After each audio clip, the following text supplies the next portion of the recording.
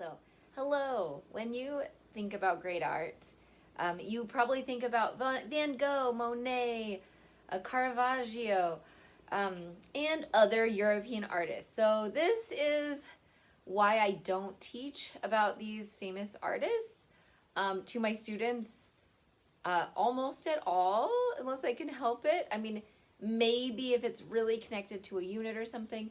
Um, and let's talk about why. So, art is so caught up with history.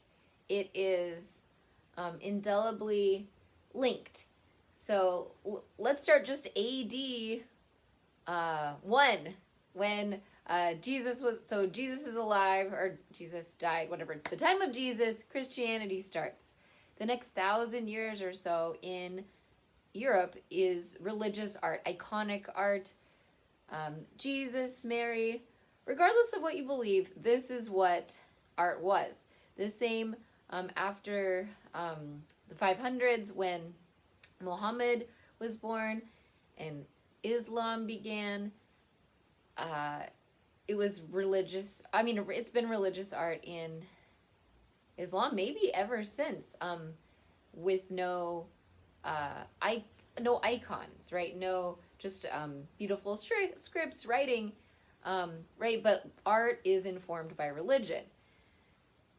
So the reason this is important is because Christianity and Islam had been and have been at a conflict ever since they began, over space and okay, so let's talk about like the Crusades so 1,000 years later, so in the Middle Ages, in 1100, the so Muslim people are taking over Jerusalem and Constantinople.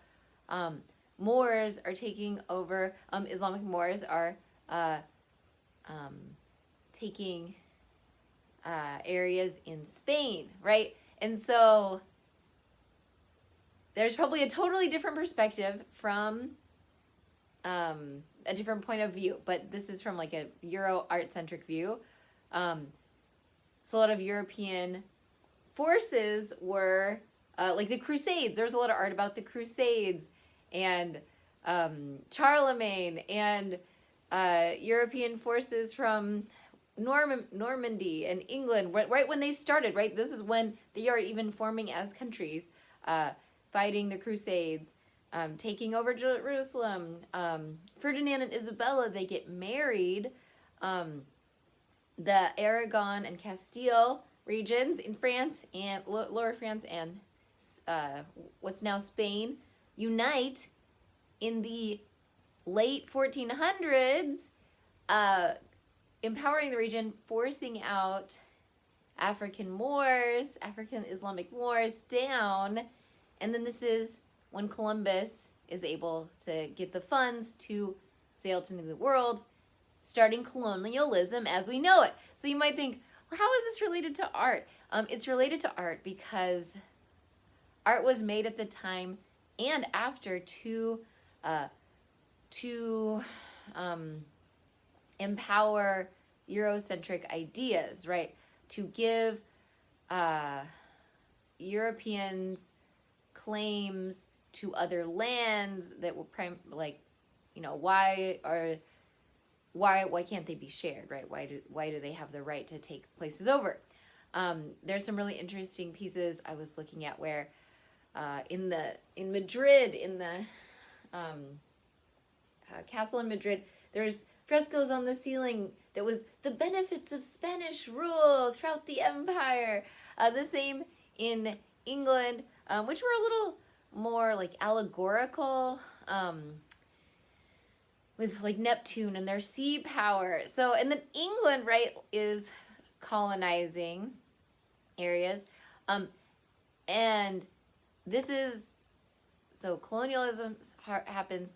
The Spanish go and take a massive amount of gold, relics, all of these Incan and Aztec treasures, melt them down, literally melt all of this history down, burn history.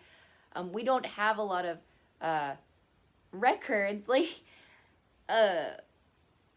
yeah, I was going down this hole of like, it's possible that African traders had been going the same route to the Caribbean previously, like post Mansa Musa, pre-Columbus, and that's how Columbus knew from like more scientists that would have still been in Spain or been like in contact, but they hadn't been as militantly like, we're going to take over and kill everyone and make this land a Christian land, Catholic land at the time, which was a huge motivation for Spanish colonizers.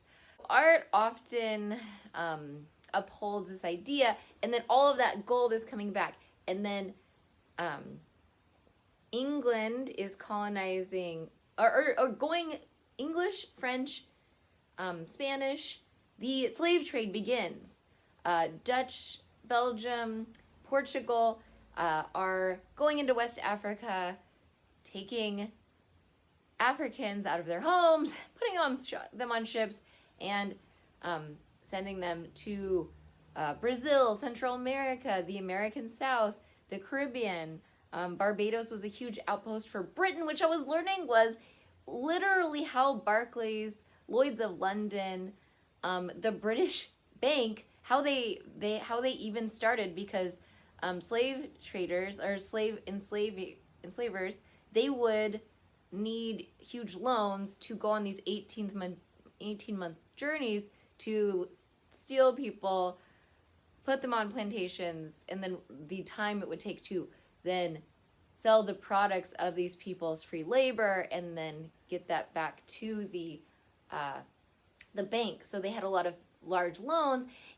At this point, this is when British aristocracy is getting extremely rich off of the backs of Africans that were displaced.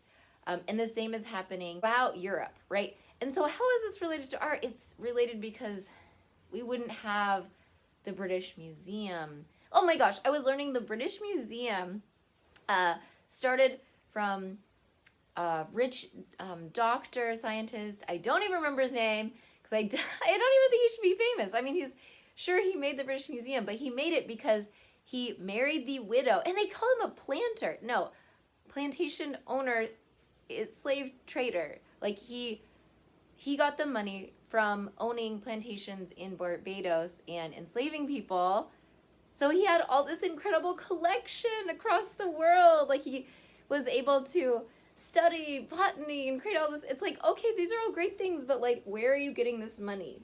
Oh, okay. And then the British Museum, of course, is problematic because of all the art it does have from the lands it colonized in Africa, in India, and Hong Kong, and so many places.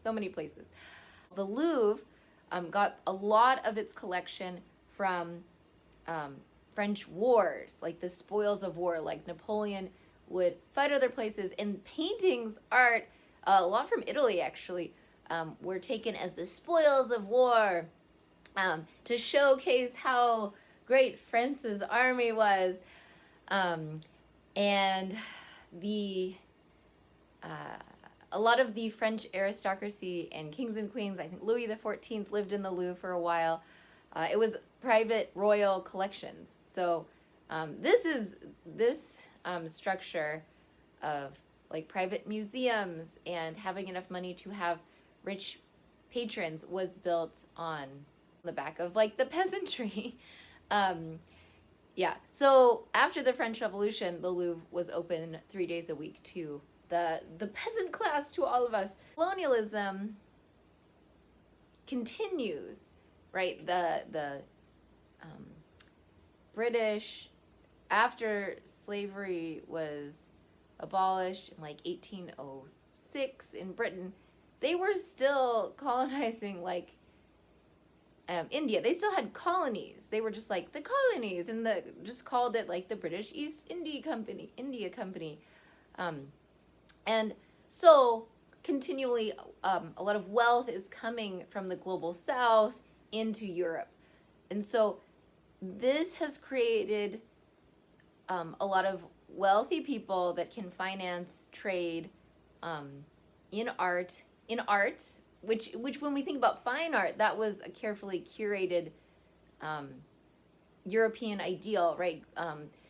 Rich, like lords and ladies would go on like the European Grand Tour to see the museums, and they could learn the fine arts of painting and sculpture, like so it was considered like a class thing also, like something that if you had like rough hands you couldn't do. Kind of interesting. Growing up, I had this idea of like what an artist could be, and that was a very specific thing.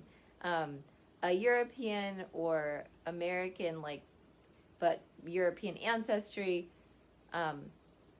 male, right? So a really, really small lens of what art is in the world, considering that the making of the arts is a global, universal, timeless activity that all humans have done since I don't know when, since we were all probably in tribes in Africa like 1 million years ago, probably. So that's why I don't teach the European greats. And also, kids will learn about them anyway from the endless amount of information that we get from mainstream media and and yeah, museums and so much more. I mean, I think it's getting better, but for me personally, I like to learn about artists from different areas and give my students the and my friends and everyone I know a different idea of what art can be and what a famous artist is. Cool. So I hope this was helpful. It might be a hot take, but anyway, I hope it was helpful.